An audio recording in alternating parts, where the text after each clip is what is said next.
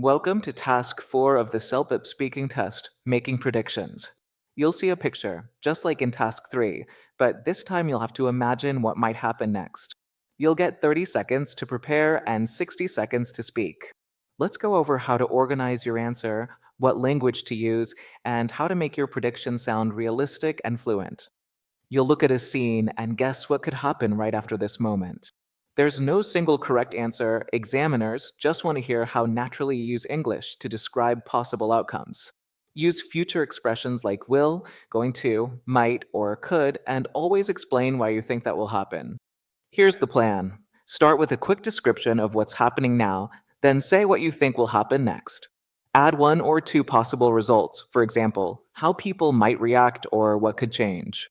Finally, give a short closing line that makes your answer sound complete and confident. These are perfect for Task 4 because they show natural uncertainty. You're not 100% sure, but you're predicting logically.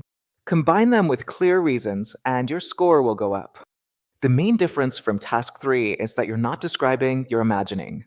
Examiners love to see logical thinking, not random guesses. So use reasons. I think they'll leave soon because it's getting dark. That shows both grammar range and reasoning. Use might and could to vary your tone and speak confidently until the timer ends. A lot of test takers lose points because they keep describing what they see instead of predicting what happens next. Don't stop it, they will go home, explain why. And don't use will for every sentence. Mix might, could, and probably will. This picture shows a man standing at a bus stop while it's starting to rain. He's not carrying an umbrella, and there are dark clouds in the sky. I think he's going to get wet very soon because the rain looks heavy.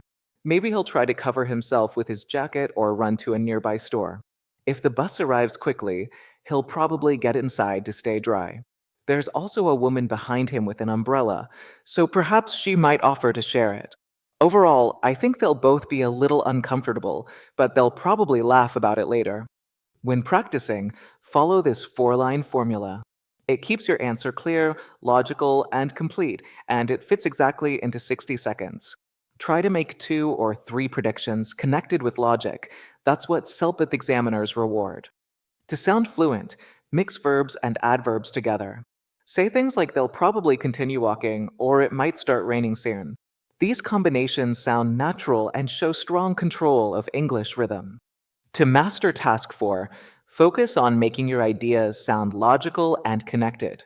Don't guess randomly, predict based on what you see. Explain why things might happen, and keep your energy positive. That's how you show fluency, vocabulary range, and strong communication skills.